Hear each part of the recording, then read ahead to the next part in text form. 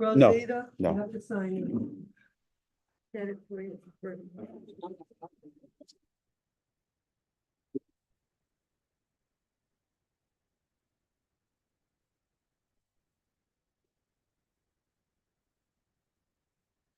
No. Oh, hang on. It's too much noise. It was really nice dream. Happy. I hope that's reflected. She is all of the above.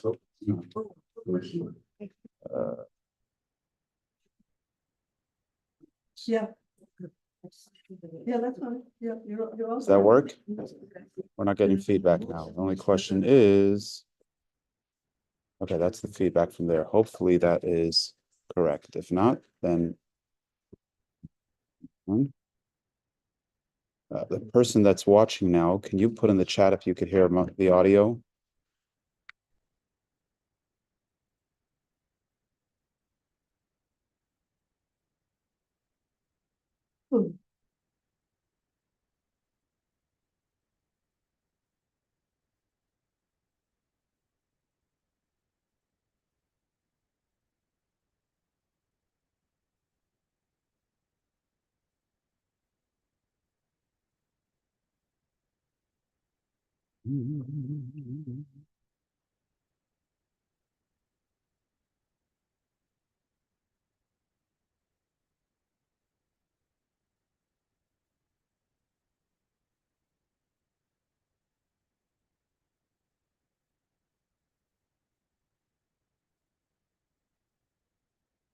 Okay, we're going to have to hope and pray that this is all working, because that's about all my capacity is for the technology right now. Say that again. Psalm I'm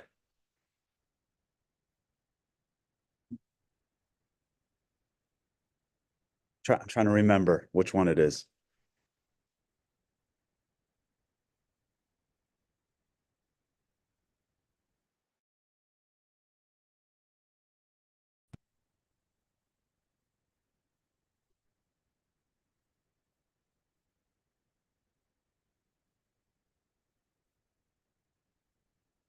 All right, let's get cooking because we got a lot to do today. So good morning, everybody. Please help yourself to bagels and coffee.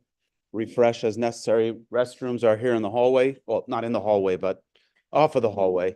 Please just move around as you need to.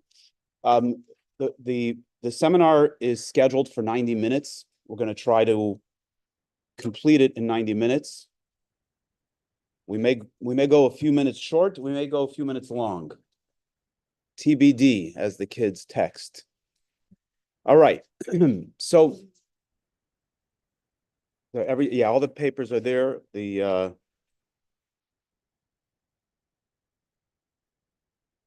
those of you that are going to be on YouTube, I hope you hear me. And those of you on Zoom, feel free to text as in the chat, and I will pay attention. I'm multitasking here. Okay, so since October 7th, our hearts have been really torn apart. Good morning. Please take some of the paperwork by the entrance there. Watch your steps. Take the booklets there after the fact, right? So we're still coming to terms with the horrors of October 7th. And our frustration and our struggle is compounded by a world that seems to not allow for us to grieve, to protect ourselves, to defend ourselves. I'll say out of the gate that this is not as you will see, this is absolutely not a political discussion. This is exclusively a discussion of the Torah's perspective on how Israel ought to navigate the situation. Nonetheless, there are realities on the ground. You can interpret them as you wish, but the realities on the ground, for example, today, with Israel yesterday having, with a precision missile, attacked a school in Gaza, where I think it's 18 or 19 verified terrorists were hiding, and unverified reports of civilian casualties. Every Western nation that you can mention their name has told Israel that they need to stand down and they need to stop and they need to this and they need to that, which in other language means don't defend yourselves. Because that's the alternative. The alternative to not killing terrorists is letting the terrorists kill you. So it's a point of great frustration and leaves us wondering, what are we supposed to do? A world sits in judgment. We've experienced anti-Semitism in greater measure than prior to what we've seen in the last 10 months. And the reality is that none of this is new. This is all old stuff. What's different, both in the massacre and in the what's new both in the massacre and in the world's response is that it's bigger, it's larger, it's more vitriolic, but it's not new. And if it's not new, so then part of the despondency is the question, what's going to change? Hasn't changed until now. What's going to change now? Right? And I think that inherently that's why we're all gathered here, is to ask the question, what's going to be different about today? What's going to be what's new that will change the situation? So the focus today, how Israel wins, as you can see, there's a picture of the Rebbe in the video. And that's because we're going to lean into the Rebbe's teachings. Today is not a treatise on the Rebbe, but one of the things about the Rebbe is that the Rebbe always sourced everything that he taught to Torah. That was part of the Rebbe's humility, despite the fact that he had a transformative effect on our generation. Everything that the Rebbe taught, he rooted and sourced in Torah to tell us that this is not his own perspective. This is not something he came up with, but these are rooted in our teachings that are over 3,300 years old. That and the Rebbe's unique love for Israel and passion for the Jewish people and for humanity is going to come through in today's discussion. And in this discussion, we're going to learn about the Rebbe's practical suggestions or roadmap for how Israel wins, and the Rebbe's compassionate, right? It's when we get a little vitriolic on our side, it's let's just bomb all the Arabs and clear the playing field. That's not very compassionate, and nobody really means that. It's just an expression of anger. But the Rebbe has advice based on Torah that is practical, as we'll see, difficult, practical though, and compassionate. And more than anything else, we're not here just to wax poetic and have nice philosophical discussions, but the goal is for all of us to be able to walk out of here and do something about it, something real, something practical. So this is the focus of today's seminar. I'd like to take a moment to open up with offering a prayer. You should all have a photocopy of Psalm 20. If not, they're on the table over there.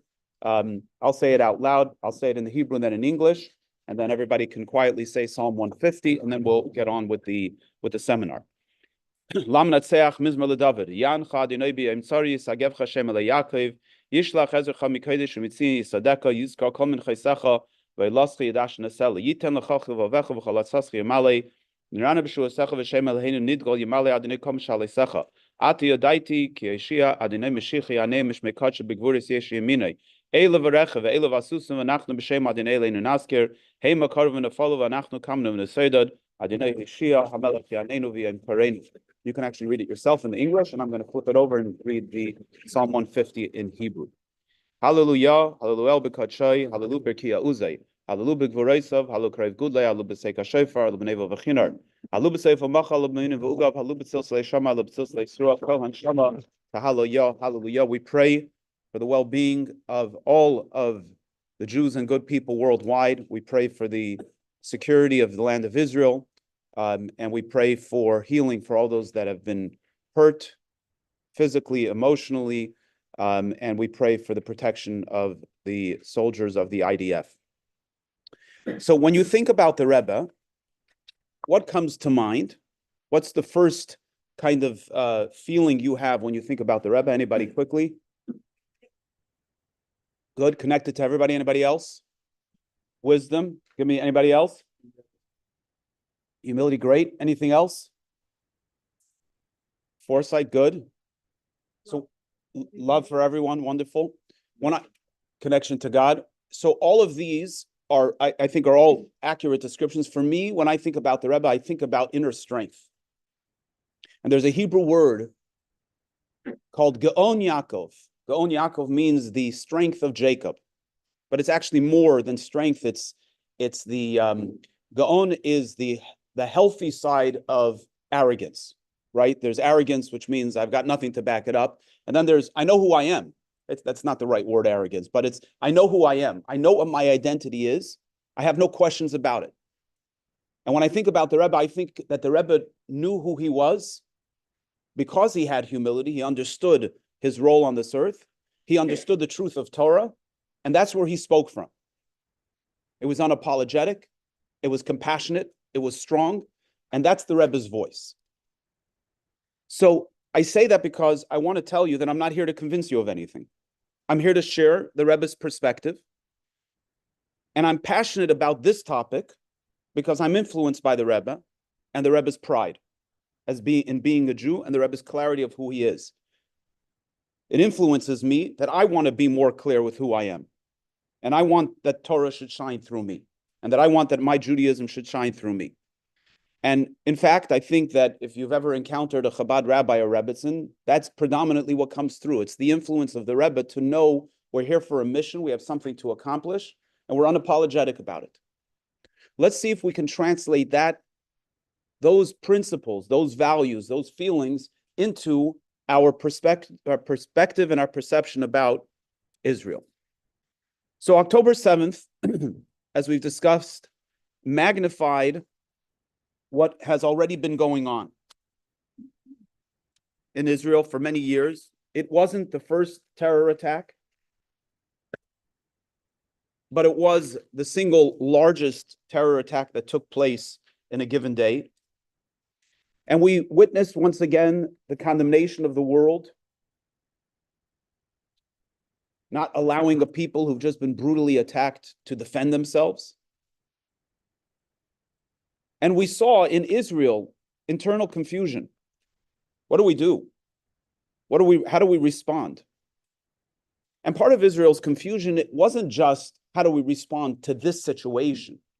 It was a certain kind of despondency. We've been down this road so many times. We're going to respond. We got to do what we need to do, but what's going to change?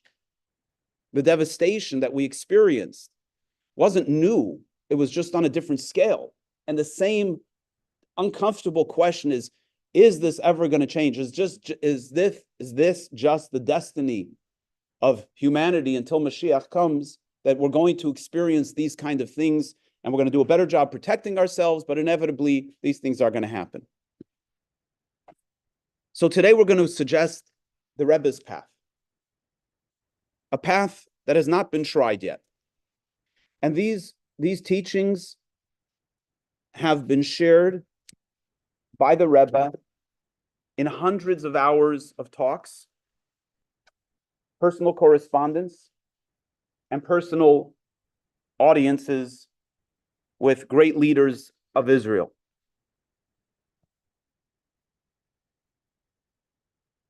And the Rebbe's principle is that Torah has a prescription for lasting security.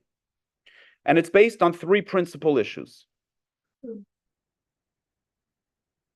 Or three principal issues that Israel faces. Baba, do you mind grabbing the door there, please? In Israel, Jews are dying and have died, and it's not a problem that started on October 7th. Number one. Number two, there's no clear plan how to resolve this intolerable situation that has persisted for over 80 years. And Jews around the world are scared and are exposed to vitriolic anti-Semitism. And these are the core issues that lives inside each of our hearts.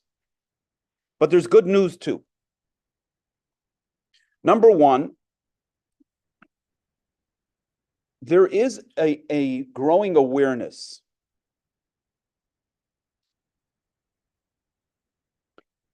what do they say? Insanity is doing the same thing and expecting a different result. You know, we're sitting in Jeff's place. This is a place that's dedicated to recovery from addiction. And one thing that's fascinating in the process of recovery is that when somebody keeps on doing the same behavior, and they keep on saying, okay, this is the last time, now I'm going to get a grip on it, and it doesn't work, the solution isn't to do the same thing you've done until now. There has to be a shift. And if you're familiar at all with the 12 steps, the shift is the first of the 12 steps, which is, I'm not sure if I'm quoting exactly, but came to understand that we had no control over alcohol, our lives had become unmanageable. Right? So that's the awareness. There's a shift. The shift is whatever we've been doing hasn't been working, so we got to try something else. The second step is came to realize that a power greater than ourselves can restore us to sanity, which actually is a great parallel, because if we haven't tried the Torah's path yet, let's try the Torah's path. But one thing the leaders in Israel have come to recognize is that what they've been doing until now hasn't worked. That's a good start. Good start to recognize that what we've tried hasn't worked. We got to try something else. Number two, Torah has a map to peace and a compassionate one at that. In other words, we're not helpless. We, the Jewish people, we, the land of Israel, we, the people of Israel, are not helpless.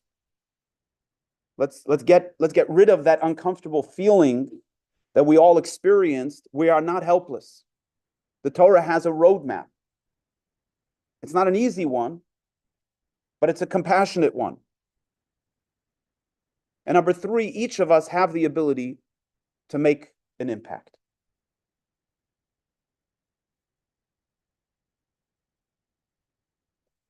Today, we're going to focus on the Rebbe's teachings in this regard. And you have it both in your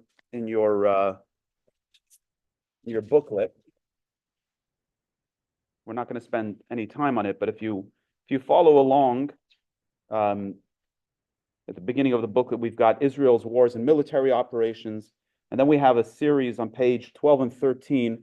We have a series of leaders from Israel that interacted with the Rebbe over the years, and we're going to watch a video right now that was going to kind of present the Rebbe's position on this. If you look to that screen, you'll be able to follow along.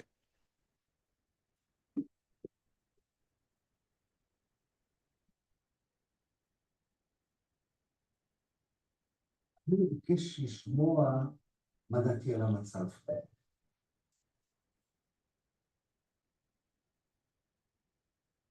הוא שאל אותי מה עושה השירות, מתפתח השירות איתני, מיד איזושהי תחושה או הרגשה שהוא בדיוק יודע על מה מדובר. כלומר, הוא לא זקוק לאיזשהם הסברים שלי או איזושהי מצגת שלי על מה, אלא מעניין אותו פחות או יותר אותם עניינים שבתוכן, אותם עניינים שבפנים, שבהם שירות הביטחון עוסק, וסיפרתי.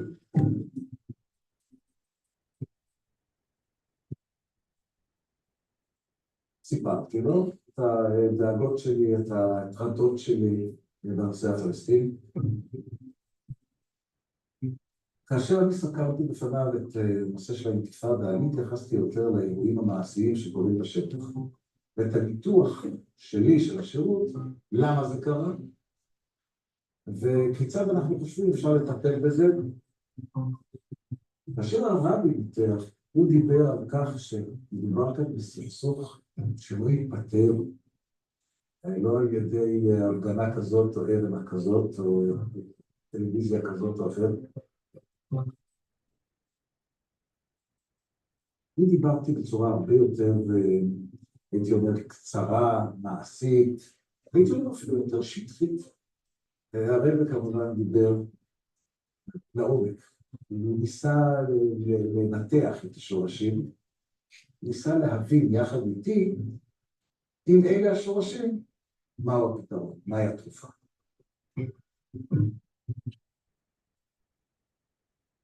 הבקיאות של הרבי, גם בעניינים שאינם עניינים דתיים, במצב הבינלאומי, במצב הטרור, לא רק במצב העם היהודי, מה שנקרא, מה שנעשה אצל הגויים, מה שנעשה אצל השכנים, הייתה מרשימה מדהימה גם בהיקפים שלה, גם ביכולת הניתוח. על פי האידאי שיש לי משהו, השלושתו מסתרקתי, האידאיות מפה מזוהים, בכל הנושאים שלו, להתייחס יותר לשורשים, לנצחיות, של שותפות הגורל, נצח ישראל לא ישקר. Rebstelle Todigen Eretz Yisrael zu Kiel, die das Nachlass Seele. בעצם הצורה שבה מנתחים, הוא מנתח את הדברים, בעצם הצורה שהוא אומר אותם, ובעצם התשובות שלו או ההתייחסויות שלו לנושאים שהועלו בשיחה בינינו, אני מבין גם מה הוא חושב כיצד צריך לנהוג. והבא תוך דעתה שצריך לבטא את המשהו המדיון תשעי, ובשביל זה נקמנו משהו, וזה היפך של הטבע של ארצות הברית. ארצות הברית נסקיימה, אבל בזה שום פאזל, שמשהו חיובי בשבילו, אם יש בזה לבטא.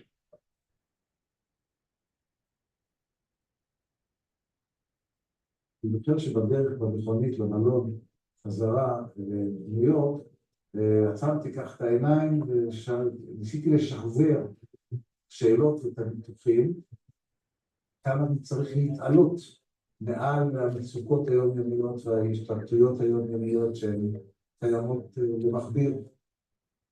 Aber der Heiler rein, da wohnt in Jahren von Pikoachner, da wohnt in Jahren von Geilein, da wohnt in Jahren von Kielschäfen, da fort. Macht mich entdeckt, was leid besser von der Nachleid. ההתייחסויות של הרבי יעמדו לעולם ועד. מכיוון שהרבי לא אמר, הוא לא התייחס לאיזושהי תקופה שתסתיים ב. הרבי התייחס לנושא העקרוני, להתפתחות, לתהליכים, והם נכונים היו אז, הם נכונים היום, ואם אתה שואל את דעתי או עניות דעתי, הם יהיו לעולם ועד. היא עדכנית לרגע זה, כמו שהיא הייתה מבחינתי ברגע הראשון, כאשר ישבתי איתו בתחילת שנות ה-90. בסופו של דבר, חלק גדול מהם מתקיים, ומה שלא יתקיים עוד יתקיים, בצורה כזאת או בצורה אחרת, כמובן, תחת מאפיינים, תחת הרקעים שונים ומשונים. אבל אין ספק שהדברים הם ללא ספק אקטיביים גם בימים האלה.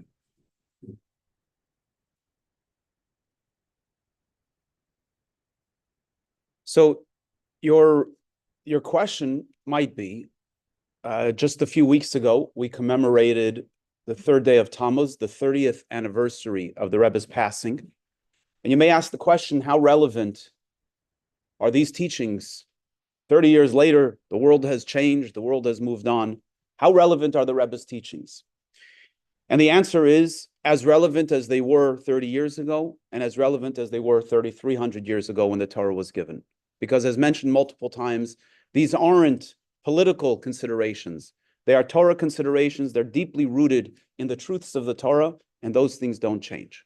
So I'm not going to keep you in suspense any longer. I'm going to give you a summary of what the Rebbe's perspective is, what Torah's perspective is, and it's based on three key ingredients. Number one, it's an appreciation for our people's ownership in the land of Israel, or of the land of Israel.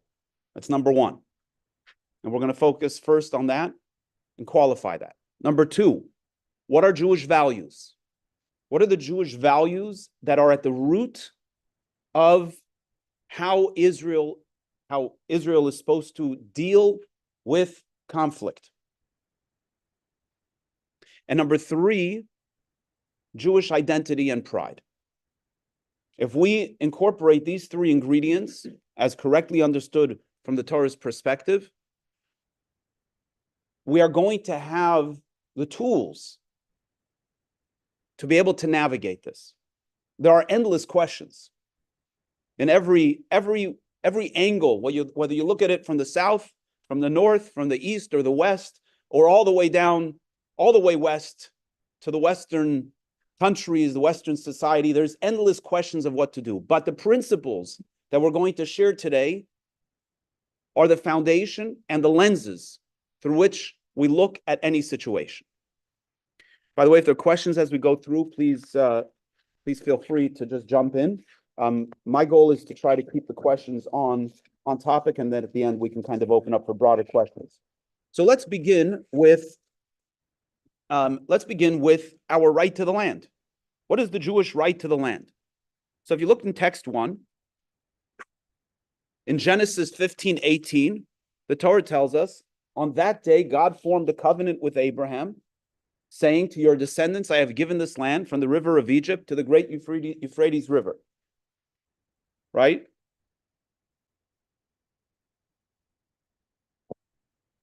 It's a different river than is usually made noise of, but God did give us a different river as a boundary. And by the way, if we had the boundaries that are articulated in the Bible, in the Torah, the boundaries of Israel would be much larger than they are. But without a doubt, all the land that Israel possesses right now is definitely land that was given to us by our forefathers. And in a few chapters later in the Torah, God calls it an achuzas olam, an eternal inheritance. Now, this idea is repeated countless times in the Torah, as you can find it on in your book on page 14. And the reason that it's repeated countless times in the Torah and in Tanakh, in the prophets and in the scriptures, is because this is our story. This is our land. And this is our claim to the land. The land of Israel belongs to the Jewish people, not because it was a Jewish state 3,000 years ago, when the Jews entered into it and conquered it under the leadership of Joshua. That's not why we have a claim to the land of Israel, even though that's true. Our claim to the land of Israel is not because the Jewish people have had a continued presence in the land of Israel since that time, which is true. Our claim to the land of Israel has nothing to do with the Balfour Declaration or the UN telling us that the land of Israel is our homeland, which it did. And not because we claimed independence in 1948, which we did. So despite the fact that all of that is true, our claim to the land of Israel is because God gave us the land of Israel. And not only is that the true claim, it's the only claim that ultimately carries weight. Just for example, the UN is a body that various countries decided to get together and give them some kind of authority, some kind of credence. Does that make it right? Not only does it not make it right, we see how upside down and immoral the UN has been and demonstrated for many years, but particularly in the last year. So we can't say that that makes it right because a UN body decided that. And just because you've had a continuous presence in the land of Israel, some of that continuous presence was quite small, and the land of Israel was under other people's control. So it's not that these things aren't historical facts, but to use them as a claim to the land of Israel falls short. There are going to be people that are willing to accept them, others that won't. Our claim to the land of Israel is because God gave us this land.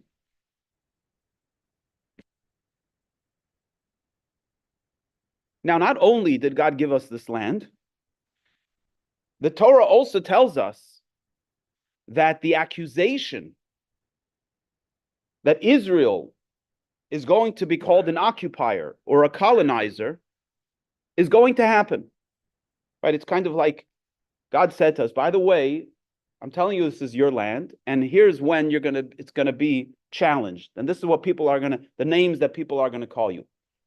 And here's the truth that you need to know. In other words, there's nothing surprising about the fact that we are being accused of all kinds of terrible things. The Torah told us that this was going to happen. When did the Torah tell us this? Do you know when? At the very beginning. Not a chapter in or 10 chapters in or a couple of books in. At the very beginning. In the beginning, God created the heavens and the earth. And if you look at text 2, can I have a volunteer who's got a strong voice to read text 2? Rashi, the foremost commentator, raise your hand if you're ready to read. Anybody?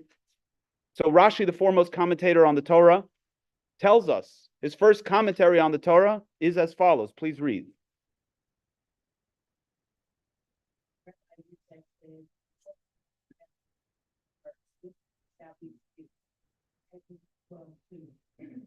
The first mitzvah commanded to the people of Israel. Why then does it begin with the beginning? God created the heaven and the earth. The strength of his work is related to his people to give them the inheritance of the nation. 1:11. If the nations of the world will face Israel,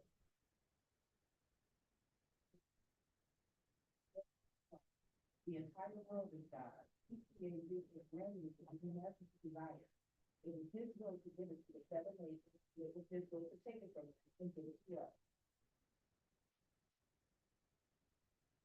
So what Rashi, who lived close to 1,000 years ago, is telling us that Rabbi Yitzchak, who was in the Medrash, who lived 700 years before him, made this prophecy, essentially. He told us this prophecy, that the nations of the world are going to, by the way, it says the nations of the world. This is a kind of a collective attack, and that it's going to happen multiple times. Why does the Torah begin with the story of creation and not with the first commandment? If the Torah is a book, a guiding book for how we ought to live our life, it's not a storybook. So why doesn't the Torah start with the first commandment, which is the observance of the calendars, Rosh Chodesh, the new month? Why does it start with the story of creation? The answer is from the very beginning, because God is telling us that the land of Israel is deeply tied to the identity of the Jewish people. It's not some superfluous side note. The land of Israel is inherently connected to the very identity of the Jewish people. And therefore, God gave it to Abraham when he made his covenant with Abraham. And the Torah is telling us that there will come a time that the nations of the world are going to accuse us of being colonizers and occupiers, that it's not our land and we not stole it. God said, the land is yours. I gave it to you. I gave it to them. I took it from them. I gave it to you. It is your eternal inheritance. Let's watch this video.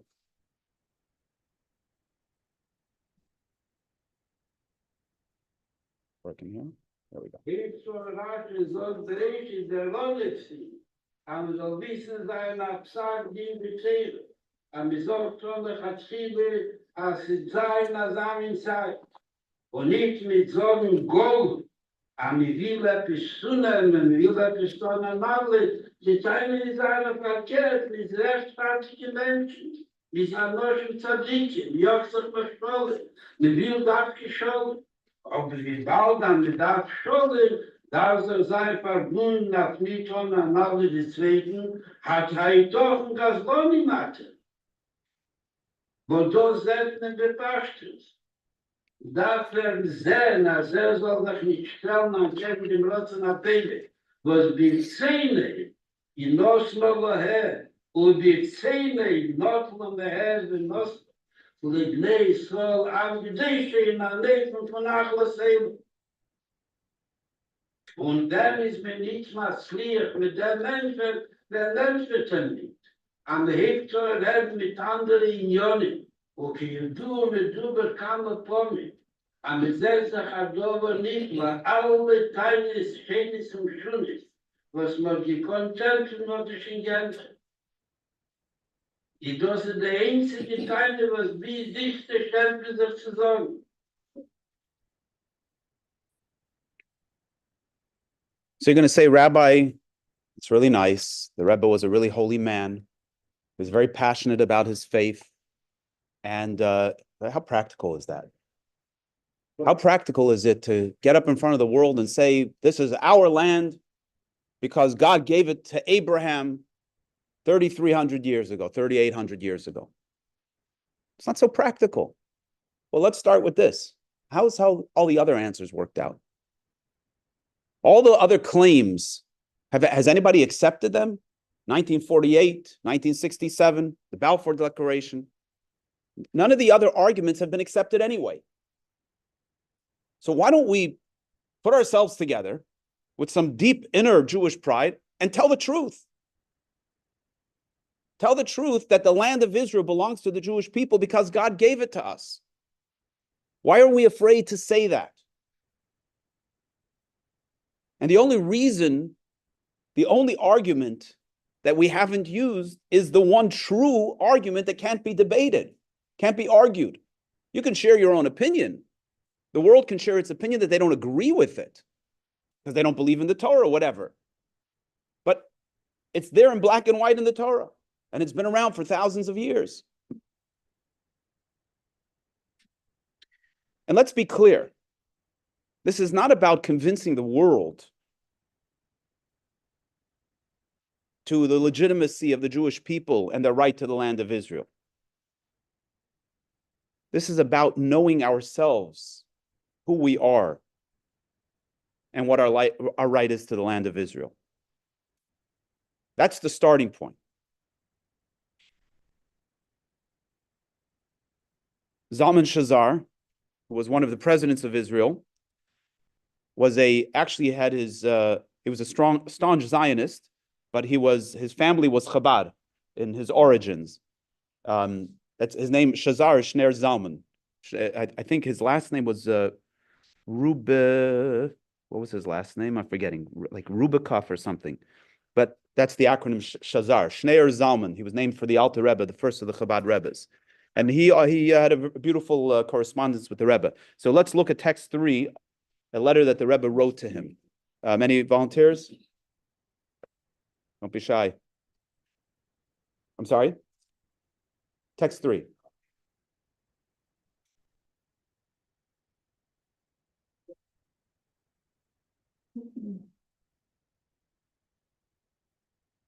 Yeah, please.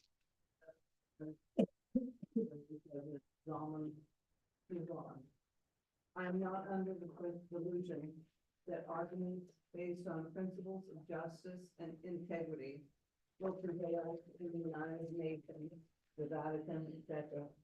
But a most important factor is the morale of the youth, including within the IDF and the students in the United States and elsewhere.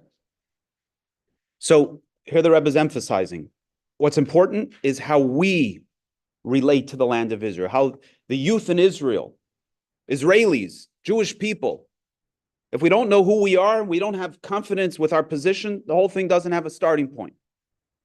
So this concludes the first part of our 3 parts of today's seminar. Simple, short, and sweet and to the point. The land belongs to the Jewish people because God gave it to Abraham as an eternal inheritance for his children. The fact that the world has accusations is already prophesied in the very first verse in the Torah and its commentators. This is something we need to feel confident with. We need to know, unapologetic, this is the land that God gave to the Jewish people. Before we go into the second section, any questions or comments? Please. If this is the land of the Jewish people, and this is what you want your youth and everyone else to understand, and the prophecies are saying, people are going to basically become hostile about Israel taking what's rightfully theirs. In a perfect world, how should that response go? Well, I guess if it was prophesied in the Torah that they were going to basically rebel against it, that's how it's supposed to happen. So I guess what's going to happen next? I guess that's my question. Well, what's going to actually happen, I can't tell you because I'm not a prophet, even though my name is Elijah. But what we're focused on is what should happen. What's the ideal, right? The perspectives. And by the way, we have heard in the last 10 months, more Israeli leaders use this language. Okay, I have heard it myself. More Israelis and more podcasters from Israel use this expression that this is our land since the times of our forefathers, right? So there's a shift. They're no longer necessarily focused exclusively on the right to the land because of 48 or 67 or anything else. So, but we have to accelerate it. And the point, again, one of the major takeaways is, let's start with the people in this room. If we all walk out of here knowing that the claim to the land of Israel is one that goes back before any humans that are alive today lived, before any of the policies or perspectives that are around today existed, we got a good starting point. That's where we got to start from. Notice like the history is great, but it's interesting looking in 1969, right? The big thing going on was the Vietnam War, and I'm sure the Rebbe was looking at the U.S. situation as being protest of that sort of like, okay, we're going to take the old and the contemporary, learn from our history perhaps, and do it differently. Yeah. But by the way, just about the protest then, the Rebbe was one of the only Jewish leaders who looked at the hippie revolution and said, there's great power here. It's got to be harnessed. You're dealing with a generation that's looking for truth. We got to give them truth and harness this idealism and direct it to good things in the world. And I think that's part of the Rebbe's message that he spoke about over and over again, that we didn't have the inner confidence to be able to embrace it and say it strong. We're going to talk about it. We're going to see some very strong examples of this. Absolutely. Absolutely. In general, that's how it is in life. But yeah. That's enough. Yeah. Yep. Okay, so what are the Jewish values surrounding, right? There's a practical problem here, right? Nice. You believe in the land was given to the Jewish people by God, but we got enemies that want to wipe us off the face of the earth. So you can stand on your mountaintop literally and scream from today till tomorrow that it's your land. What do you do? What do you do with your enemies who want to remove you? So again, we're going to focus on principle, the values of Judaism. In America, the United States, you might say, what is the highest value of this country? In a word, freedom based on what system? Democracy, right? So the dominant value in the United States of America is democracy. By the way, it's such a dominant value that the United States tried to influence after the Gulf War that Iraq should be a democratic society, because the United States believed that this is a value that stands higher than everything else, and we need to export it to all of the civilized or uncivilized world, and everything's going to be great. It didn't work out so well, right? I don't mean to diss meaning in children language, discount the value of democracy. I'm just trying to highlight that it's such a fundamental part of this country is democracy. for others. There are other values that dominate their thinking. In Judaism, in Torah, the dominant value, anybody want to take a suggestion at it?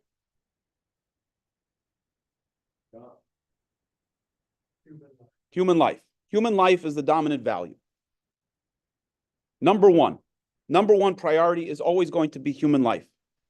And therefore, 613 commandments, which are given by God, and God says, I want you to fulfill my commandments, come second to human life, except for three. The three big ones: worship of other gods, infidelity, and murder, right? So other than those three, and by the way, parenthetically, even those three are only because the Torah itself tells us that those three have to take precedence over human life, but otherwise human life would come first. Human life is the first and highest priority. So you have somebody who's has no food and they're starving, they haven't eaten in days and they're about to die, you feed them pork. Yom Kippur, it's the holiest day of the year, you're not allowed to eat, but if somebody's life is on the line, if somebody's health is at stake, you feed them, they eat. So it's important to have this clarity, because this clarity is telling us that even what we're about to read is the most compassionate thing. And that is in text 4, the Torah tells us that if one is coming to kill you, rise up and kill first. Someone's coming to kill you, rise up and kill first. You got to protect yourself first. And this is such a core value that the person that is attempting to kill you is considered a pursuer. And that pursuer, they take their life in their own hands when they attempt to kill another. So that whether they're Jew or Gentile, adult or child, I'm going to say that again, mostly the second half, Jew or Gentile, adult or child, the fact that it's a 6-year-old who's trying to kill you, you take them out. And another fascinating place where this shows up, even if it's a fetus, if the fetus is trying to kill the mother, not that the fetus actually has that agenda, but if the nature, there's a child who's, and unfortunately it happens where a fetus in utero, sometimes there's various different things, the child is actually killing the mother from within. You abort the child, even though generally abortion in Jewish practices is not accepted. But in such an instance, simply because the child is considered a pursuer, the mother's life comes first.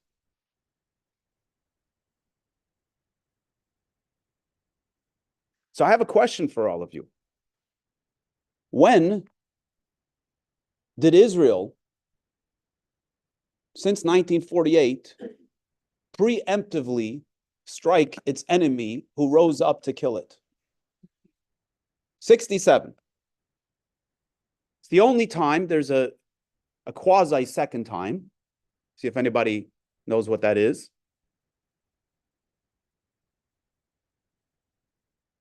Now it's a little bit of a catch. 1981, when Israel attacked the nuclear reactor in Iran. So I'm sorry, the Iraqi nuclear reactor that was in development. So other than that, only 1967 did we see a clear effort to preemptively attack the enemy. And how did that work out, please, my friends? It was the only war of the many wars that Israel fought that it won decisively. Yes, we lost life, but it was the only war that Israel won decisively. Contrast that with the 1973 Yom Kippur War, in which Israel did not preemptively strike, and Israel had intelligence about the impending attack, but for political reasons, Israel chose not to. Not only did they choose not to, they chose not even to call up the reserves. And there's fascinating documentation of what went on behind the scenes, both from the U.S. standpoint and from Israel's standpoint, the conversations that took place, but the considerations were political. And even though ultimately Israel did win the Yom Kippur War, it wasn't a decisive victory, and it was only a victory in so much as the enemy's intentions were not achieved. But we lost many, many more lives in 73 than we did in 67. But more importantly, what did that do as a result? The fact that Israel did not strike preemptively left the following.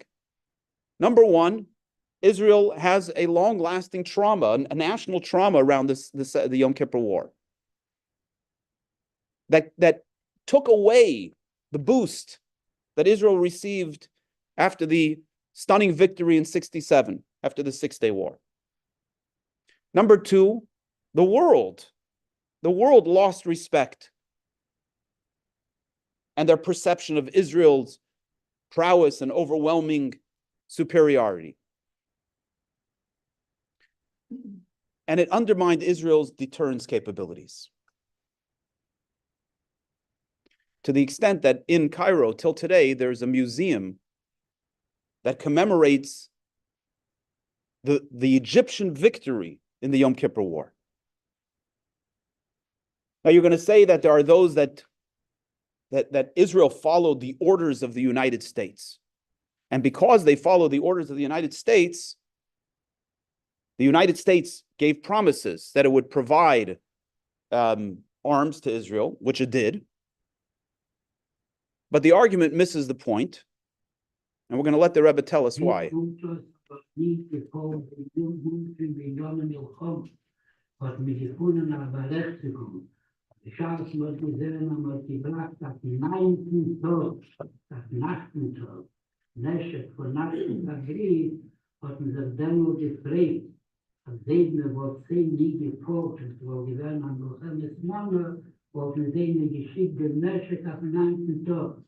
Was in der ganze Hasdoke fällt der Hicke, als wo gewähnt an Milchemes Manne, wo die mir gedacht haben an Milchome bemäschig von 9 Tagen. Na, wie sie gewähnt in die 6 Tage, als die gerufene 6 Tage, Milchome, wo gewähnt an Tag früher, wenn ich doch mit Gommel, was als Rufi gewähnt genug der Mäschig, was man gehabt, umgegräbt in der Machstane mit den verschiedenen Äpfeln. In Eretz HaKodesh, wir fragen noch jeden Milchemes Manne, wo gewähnt mit der Schott früher, wo kaum hat nicht nur gewusst, Bichlal, als mit Gräßig in der Milchemes HaKodesh, wo gehabt eine Idee, Bruder, und wie kam es dort in Wendet, wird sich anheben, und wo gehabt die volle Möglichkeit, als haben den Jews und haben den Milchemes Manne, das verwendete Wort, kam es schon als Lieblings, wo demut wurde das geendet noch mit Stamm auf die Derech HaTeva, eben in der Milcheme Schäfterjom mit dem Derech HaTeva. Auf Tag Kisse, wie in 6 Tagen, und wurde direkt geendet, warum oder hier in Anefen, als wohl gewinnt genug dem Neschek, was man gehabt, genug angesammelt, was wir gedacht, umkommen zu Neschek nächsten. Just parenthetically, very interesting. This you hear the Rebbe talking. The video is of the Rebbe's study. This was a few weeks after the Rebbe suffered a major heart attack, and he wasn't conducting public audiences and he wasn't speaking publicly, but he spoke from his study. The topic was so important to the Rebbe that even though he was still recovering from this major heart attack, he sat in his study and broadcasted this message to the Hasidim and the Jewish people standing there, that were downstairs in the synagogue. So what we have from this, just two important notes to add, is that the value of preserving life and preemptively striking to protect life is in all times and all places. It's not unique to the land of Israel, and it's not connected to the holiness of the land of Israel. So important. All too often people confuse the defense of Israel as being we're trying to preserve the land that God gave us. there's a value to that. But that's not what we're talking about here. We're talking about preserving and protecting human life. That's the value here.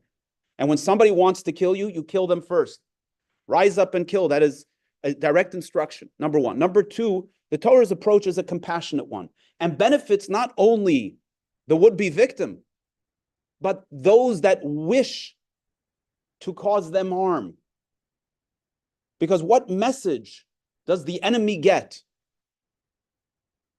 I don't know if this is my kids who are into Twitter and stuff like that tell me that the information is not so accurate. But I think the very fact, whether it's true or not, the very fact that it's being broadcast conveys a certain message, even if that's a message that they want to convey, and that is that the new president of Iran, the media is telling us that the new president of Iran is arguing with the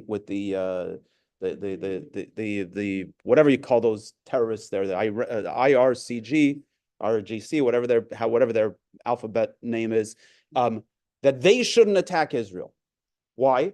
Because the argument is he's afraid that Israel is going to attack back and create devastation in Iran. So what should Israel do? What happened with the Houthis?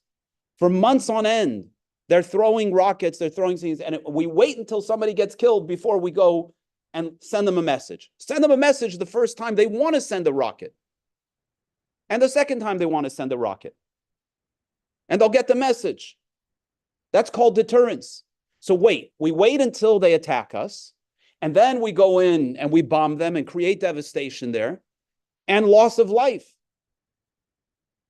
What would be if all those people that get killed when Israel goes and attacks weren't killed? I think most of them would like to remain alive.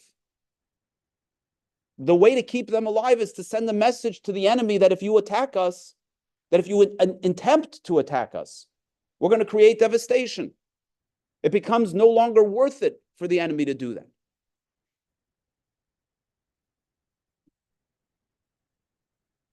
Yes.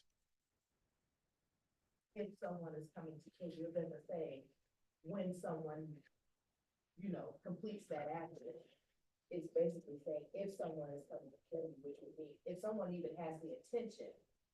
Or Good. even if they are. Did you read that somewhere?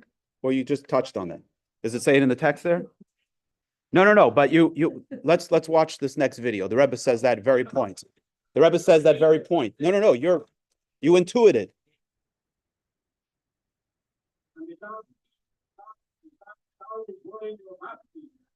Mit Fakten in dem Team in einer Artikel von 119 Ländern zu Goy. Also der Goy wird aber so dem schmeißen. Und unter dem wird machen eine Artikel von der Minyamin. Als eine neue Maske mit 119 Goy, nimmt das in der Städte und mit dem was Abol hat. Free bringt den Team in Welt.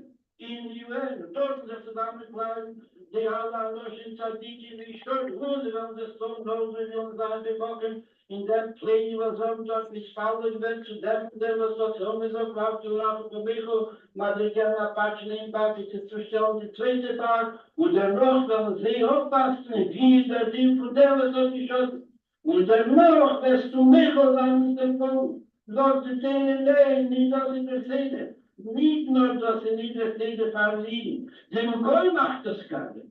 Aber der Goy weiß, als ist Goy hat. Und du schickst da rein nach Papier, Herzlichkeit, nach denen Hakada.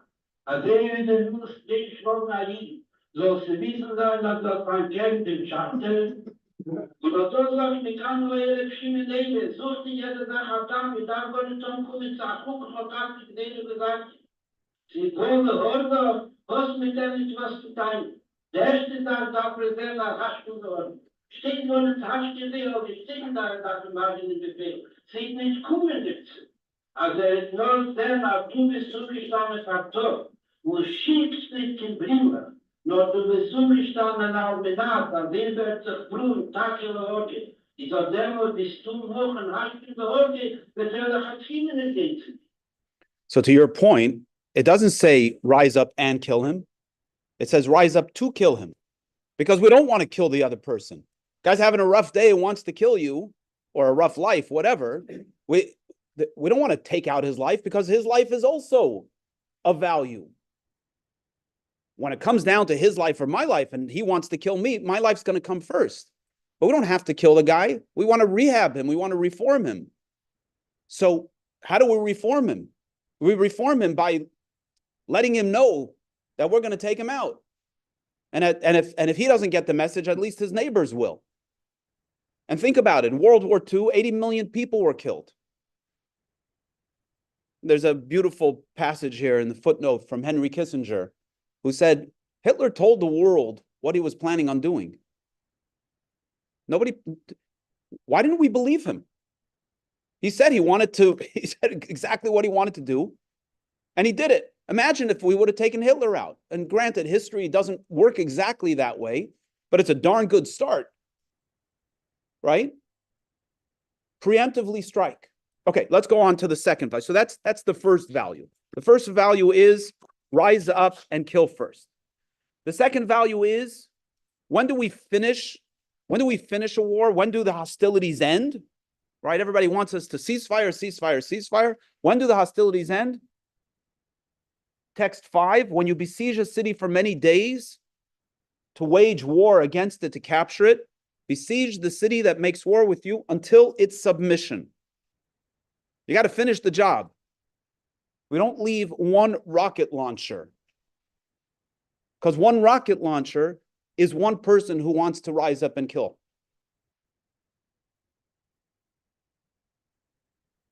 We finish the job.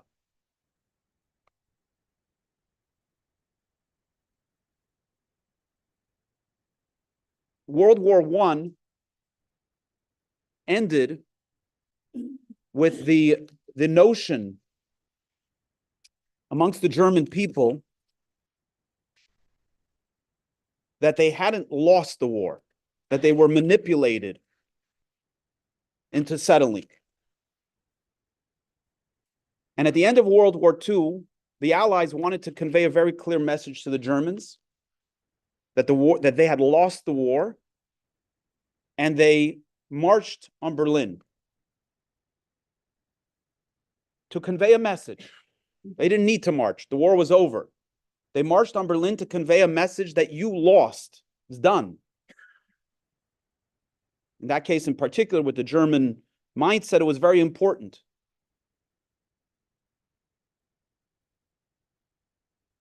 Here in a very fascinating video,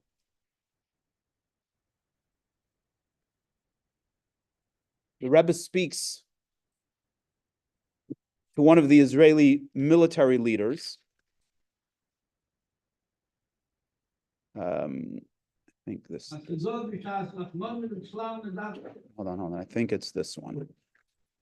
The Israelis began advancing in all fronts, and they arrived at more or less 40 kilometers from Damascus. It was already the 5th day of the war. I get a call from the human line. The Rebbe said, go and ask Dayan to enter Damascus. בשמחת תורה, אני ושלמה לוין, הקונסול, ניסינו להסביר לרבי שמשה דיין פוחד להתערבות רוסית לטובתם של הערבים, ואז מצבנו יהיה רע מאוד, לא בטוח מה יעשו האמריקאים. הרבי אמר לו, אין טעם, אין היגיון בתפיסה הזאת. הוא אומר שהרוסים סתם מאיימים, לא צריך לחשוש מהרוסים. האמריקאים מעוניינים שאנחנו ננצח את הסורים, הם רק לא אומרים לנו את זה. והרבי ביקש מאיתנו, בתום שיחה ארוכה מאוד, שנחזור עוד באותו ערב, ולטלפן, כל אחד ומישהו מכיר, הוא יכול לטלפן, לראש הממשלה, או לשר הביטחון, או למישהו אחר מראשי השלטון בישראל, תגידו בשמי שישראל צריכה לסיים את מלחמת יום הכיפורים בכיבושה של דמשק. Dayan took it very seriously. He said to me, I cannot do it from a manpower point of view. I called back the human. And then the Rebbe was on the line. If the Rebbe's answer was, it's a big mistake. It's a big mistake, that all. כי הוא אמר לי, תשמע, מלחמת יום כיפור, תוצאות לא טובות. אומר, רבי, תראה, מבחינה צבאית, אנחנו הגענו ל-101 קילומטר מהבירה המצרית. אנחנו הגענו ל-40 קילומטר מהבירה הסורית. הוא אומר, לא. מנצחים, הרבי אומר, זה שכובשים את הבירות. אמרתי, כן, אבל הוא ביוטרודיסטיות אומר, מה שרון סיפר שאין לו דלק?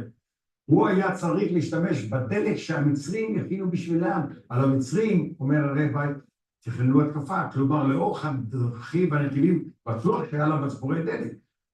ולמה לא השתמשו בדלק הזה ולהגיע לבירות? Strength, inner strength, finish the job.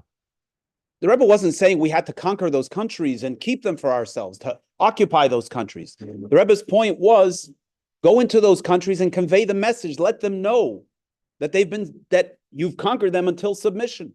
This is a Jewish value. And it's a compassionate value because you prevent the loss of life on the enemy's side.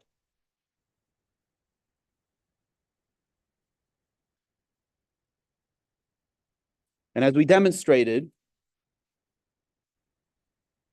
that had the Allies done that in World War I, things would have changed. Things would have been different. You can read in text 6 on your own. The main point here is the second paragraph where it says, swiftly completing the operations will also prevent unnecessary enemy casualties. Again, the emphasis being here that this position of strength and a willingness to subdue the enemy is a position of compassion. I think in this country, we've in the West, we've lost notions of what compassion is. Compassion isn't rolling over. Sometimes compassion is saying no. Sometimes compassion is protecting what you love. Sometimes compassion is hitting first. Okay, the third part, the third value. So we have value number 1 is, give me value number 1. My brain just, human life. No, value number, that's the core value. The value number 1 is rise up and kill first. Value number 2 is complete the job. Value number 3, 7a, is a beautiful, very powerful teaching from the Code of Jewish Law, right? You want to know what Torah says? It's the Code of Jewish Law. Volunteer to read text 7a, please. If non-Jews besiege Jewish cities, if their goal is monetary, do not desecrate the Shabbat to protect themselves.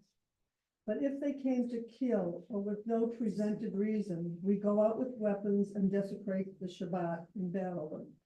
In a city near the border, even if they just come to plunder straw or hay, we initiate a military offensive. Even this entails desecrating the Shabbat. So let me repeat that in very, let's bring our heads to the situation, right? This is not something that we necessarily experience in the Western world.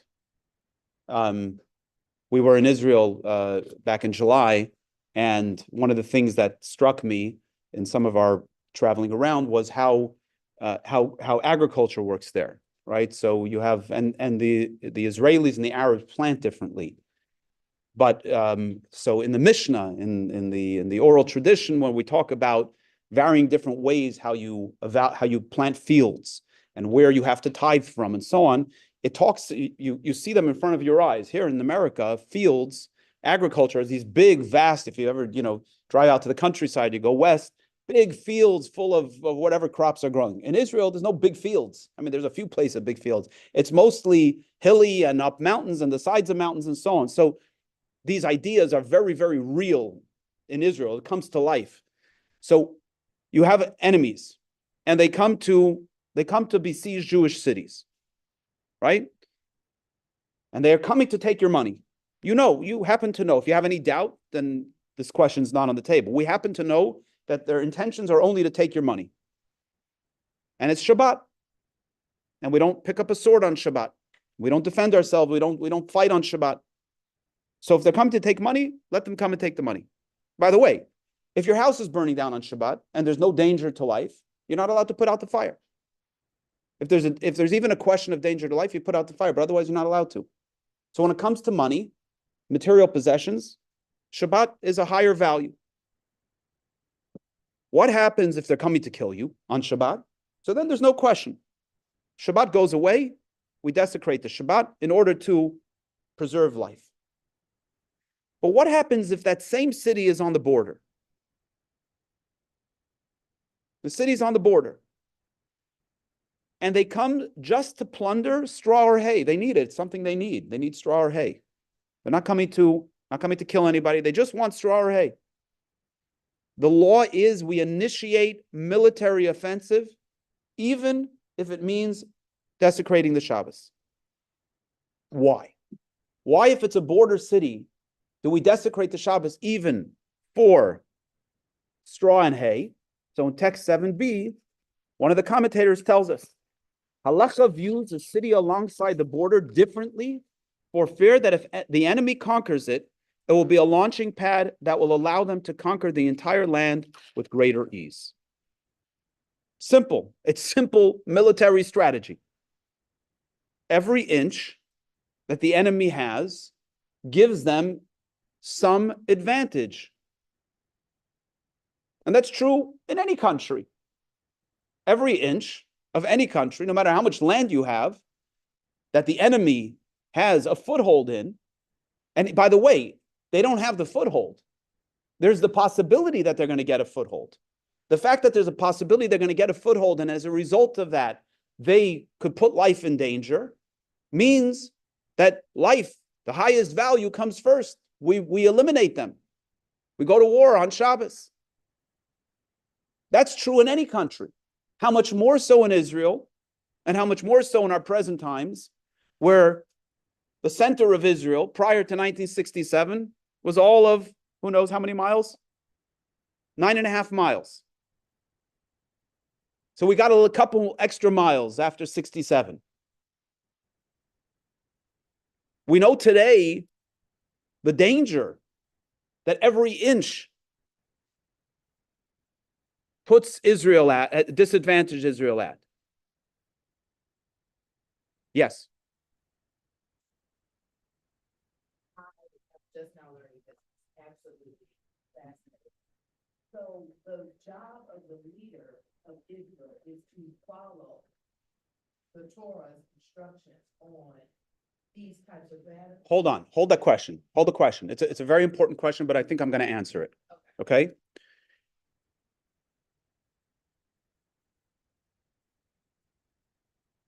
So if the enemy wants straw or hay, we go out to war with them. When the enemy says, I want your land, that's what we're here for. We want to make a peace agreement. We're going to take your land. The Torah says that if it comes on Shabbos, they just want straw and hay, you go to war with them. You're going to go give them your land? That's a direct contradiction to this law, and it's suicidal. You're giving them, the Torah says that you don't give them, that you go to war on Shabbos when they just want straw and hay.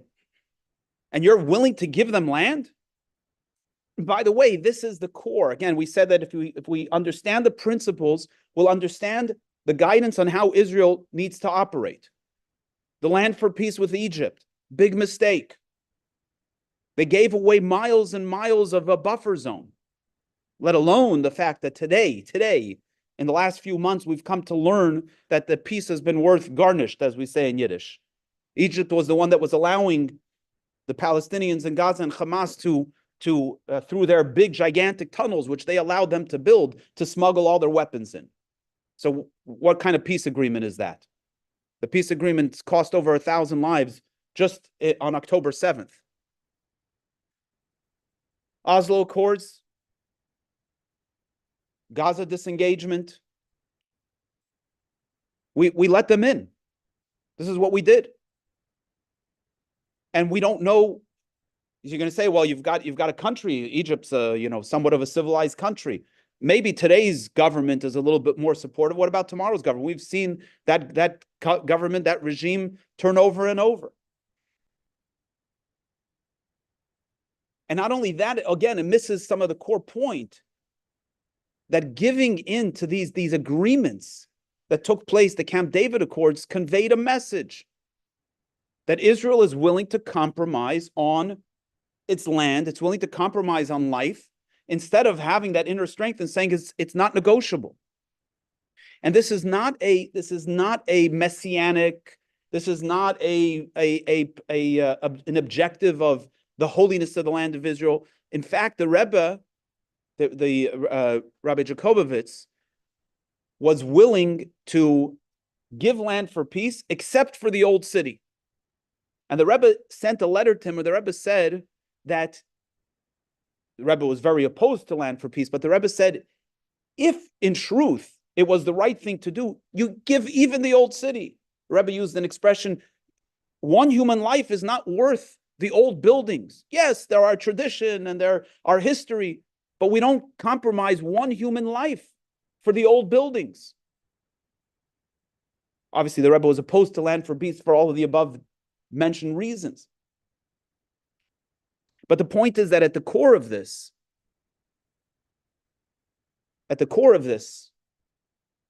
we have the notion that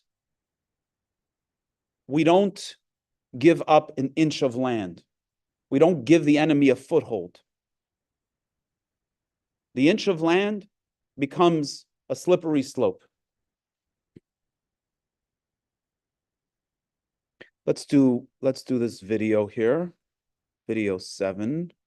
I think it's video 7. Yes. I know we've had very little time, so could you make a brief comment on internal threats and government? Are times of threats, for instance, like the Roman days, a time for a dictator temporarily? Is a republic and a democracy important at these times? How do you handle I'm gonna answer because I think it's along the same line. It's going to be the next thing we're going to talk about. I think it's along the same lines as Candace's question. Okay. I think this is the video. Let's play it.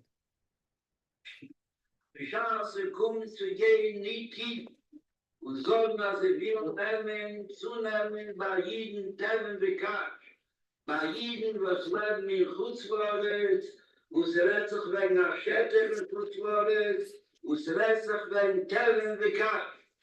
In der Belege, der Eben nach Bechen, gedei wissen, was mit das tun, steht sich auf ein Mord geworden Bruni. Und wir dachten, wir kommen mit der Chochmas Bosser war da. Wir dachten, wir kommen zu seinen Geschäften. Wir dachten, die Tonkunde zu sein, ist waren Gerätesteller Tibet gegeben, zu Erlöschen, Smuchim, nicht mit Beich von Lesche Rabbeinu, was Mesoreli, Shuru, oder noch Delach, Arte, bis zu dem Beis Yosef und dem Ramoi, Schuchanoro, und sie haben gesagt, dass ich in Aktimine nicht, dass sie mir wird und wollte wird. Ich sage, schade. Als die Posse gehört zu pflegen, darf man sich stellen mit Nefek, a viele Bischabos, und a viele, als mehr nicht, wie man macht, wie in der Boi. Der Tam ist auf zu bewohnen, schlecht die Posse gehört zu pflegen. Wo die Frage nach dort gar nicht gedacht ankommen, Motlich hat viele gesagt, dass einer hat gesagt, dass darf von Tevin Vikar. Und gleich mäßig gewesen. Als der Bruder und der gute Freund zu sich rechnen, mit dem das war Cheli von anderen Umis, und jene Umis haben gleich gesagt, dass will nicht nur die Posse-Horens leben, sondern sie will Kohl-Horens. Okay, so the question that's on the table is leadership and so on. Here's the point. The point is that when faced with these kinds of situations, who makes the decision? Who decides what action to take? And if you look at the media these days, who's making the decision in Israel? Anybody? No. The prime minister is. What's wrong with that? And this is not a question about Netanyahu. What's wrong with Netanyahu making the decisions what to do? What's his considerations? Political. Did we read anything about political considerations? The law tells us that if someone wants to rise up and kill you, you kill them first. It doesn't say think about what the UN is going to say about it. It doesn't say worry about what the US is going to say. It doesn't say the US is going to withhold the arms for Israel, which are all legitimate questions. We got to navigate a complicated world. We need arms. We need all this stuff. But nowhere does it say that you take into consideration any kind of political opinions. And that when they come to take straw, you go and attack first. You desecrate the Shabbos. And when do you finish? When do you make a ceasefire? When you finish the job. The only ones to make decisions, what Israel does, is the security apparatus. They're the ones that look at the situation and say, what is going to protect and preserve life? And when we allow political considerations to be the guiding factor, we're not following the Torah's instruction. Okay, so you're going to ask me a legitimate question, but we do live in a world. And the U.S. is the friend of Israel. And what are we going to do when the U.S. tells us that they're going to withhold arms? So what do? We just laid it out. Hard to swallow, maybe, but we just laid out. When the U.S. comes to Israel and says, we need you to do this, that, and the other thing, we say, number one, it's our land. Thank you for your opinion. It's our land. God gave it to us. Number two, we have instructions. We're going to preemptively strike at any enemy who wishes to do us harm. And we're going to finish the job. And we're not going to give up any strategic position that puts any life in danger. What happens when we do give into pressure? Well, there are the physics of pressure. That when you give in a little bit, you've blown your cover. You give in a little bit, you give in a lot. If we refuse to budge and say these are our principles, we're not moving from them, eventually the world needs to figure out how to navigate around that. But we do this dance. Sometimes we stand strong and sometimes we don't. You know when we stand strong? Oh, by the way, I heard this fascinating, I actually meant to save the recording, this podcast last week. So again, just a case in point. Yoav Gallant, after October 7th, was of the opinion that Israel needed to attack Hezbollah in the north. Leave Gaza alone right now, even though that's where the attack came from. Go to the north. Why? Because he said, we have the world's sympathy right now. Right now, we can go and we can deal with Gaza in a couple of weeks. The world will still be open to that. But right now, we can deal with the north. And for political considerations, they didn't agree with him. Even his motivation to do it then was also a little tainted, right? It was the world, we have the world's sympathy. But the point was that the decisions that were made were political decisions, not security decisions. And when Israel holds its ground at the beginning, then it empowers us to stand stronger as things evolve, and we earn the respect of the world. Now, legitimate question. We've got this friendship with the United States.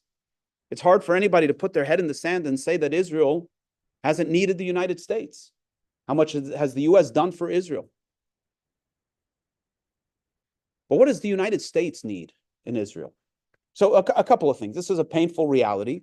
It's only painful on a very surface level, because when you don't take it personally and you understand that that's the way the world works, it's not so painful. The U.S. doesn't always keep its promises. No, I don't mean it. I don't mean it critically like that. I think it's a reality of life. You have a leader who's in a particular political situation, and he does what's expedient for he or she does what's expedient for them in that moment. And they make promises. And then 20 years later, right? 1956, the US promised Israel that if they stood down, that they would protect the Straits of Tiran in the future. And then in 1967, when the enemy started blocking up the straits, and Israel turned to the US and said, hey, you made us a promise 12 years ago, 11 years ago. That promise wasn't kept. And subsequently, we know also with Ukraine and Russia, where Ukraine dismantled its nuclear program and its stockpiling with promises from the US. And then when push came to shove, the US wasn't there for them. And I'm saying this because that's the reality of politics, right? The reality of politics is a promise is not a promise. If it works, great. If not, not. So what does the US really need out of Israel? What does the US really need? The US needs a strong Israel. That's what the US wants in the Middle East, is a strong partner. And what happened in 67 when Israel won a decisive victory? That's when, and by the way, you know whose weapons Israel won the 67 war with? French. And the British weapons, tanks, not the US. But when Israel won, the US entered into an agreement to provide advanced weapon systems to Israel. So what does the US need? It needs a strong Israel. And a strong Israel is a confident Israel.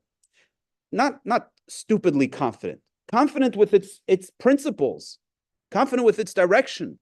That's attractive to the US. And secondly, as we mentioned, and in general, the US wants the problems to go away.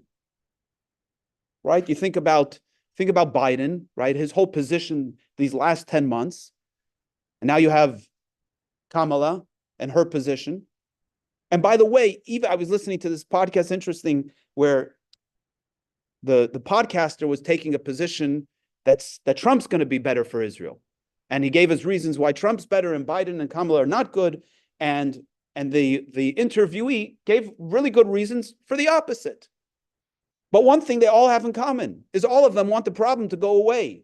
When Trump is telling Israel, go and finish the job, he's not saying, go finish the job because I want you to finish the job. I want the problem to go away. I don't want to deal with Israel. I got other things on my agenda. So go finish this up so we can talk about other stuff. That's what Western leaders want. They want to be able to deal with the stuff that's at home. They want to deal with their own careers, their own political positions. They don't care about Israel. They only care about Israel to the extent that it serves them. We need a strong leader. We need a strong partner in the Middle East. Great. So be a strong partner and make the problem go away. There's so many stories and so much evidence of past wars where the US pressured Israel, and then afterwards, the particular politician, the particular military person said, we never intended for you to give in. We just had to paint the picture to the public that we were pressuring Israel. Why did you guys give in? The Rebbe once said that Israel, the US, in truth, will only pressure Israel to do something that Israel is willing to do. It will only pressure Israel to compromise on that which Israel is willing to compromise. Publicly, they'll do whatever they do. We know that whatever is spoken in the media, especially today more than ever before, is all a bunch of lies. It's all posturing.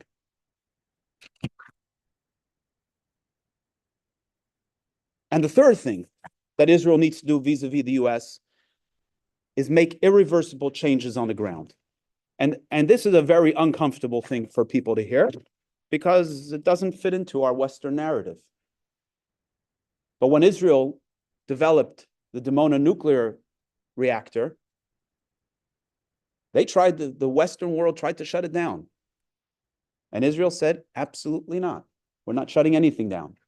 We need it for our survival. And not only do we need it for our survival, but any of our enemies that try to develop it, we're going to shut them down.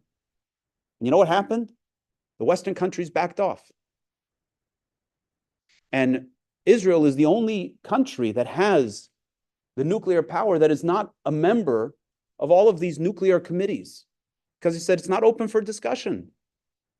This is our survival at stake here. We're not engaging in this conversation at all. So Israel needs to create facts on the ground. It's our land. We're not compromising it. We're going to grow it. We're going to strengthen it. Okay. So to wrap up our second section, and then the last 5 minutes, the 5 minutes overtime, we'll close out to the class. So we have, first and foremost, primary value is human life. 3 principles or 3 values by which we execute in this situation. 1 is rise up and strike first. Number 2, finish the job. Number 3, don't ever give up any strategic position, not an inch of it. World pressure, yes, there's always going to be pressure. The physics of pressure are that when you give into it, there's more of it. You want to get the pressure to go away, stand strong. Eventually, you'll earn the respect. And this is true in general, and it's true of our relationship with the United States. The United States wants a strong partner in the Middle East. Israel, a confident Israel with who it is going to be a good partner for the US. Decisions in Israel need to be made by the security apparatus, not by the political apparatus. These are the principles by which any situation that arises needs to be guided. So now, just to close, the question is, what should we be doing now? What is the approach that we need to be taking? How should we think? So if we embrace this deep connection to the land as a guiding principle for who we are and how we operate, and we follow these principles, which unfortunately Israeli leaders for the most part have not followed, we put ourselves into a different position. Right now it doesn't feel good. It doesn't feel good because we feel susceptible and porous to the opinions of the world. But if we close that up and say, we know who we are, we know what our job is, then that's the game changer. Let's watch this video between Rabin and the Rebbe. I remember quite vividly this discussion. It started by the question that was put to me by the rabbi. Aren't you feel alone as the representative of the Jewish city among 120 countries and peoples that are represented in Washington? From this beginning, the rabbi started to deal with the question, Am lebadad ishkon, what has kept the people of Israel always, little bit alone, by choice or by outside pressure or rejection. It's by the 2 forces. First, by our own choice, by the Jewish people's own choice, to be what they are, to stick to the Torah, to the faith, to the tradition that the Jewish people for 2,000 years, without escape, Inquisition, expulsion, pogroms, no doubt about it. And regardless to all this, the Jewish people remain faithful to the Jewish religion, to the Jewish tradition, and succeeded to survive what no people, anywhere in the world, thought to be successful. So this conversation is based on a verse that we read in the Torah a few weeks ago from the prophecy of Bilam, where he says, behold, it is a people that dwells alone and is not reckoned among the nations. And the Rebbe saw this as a positive.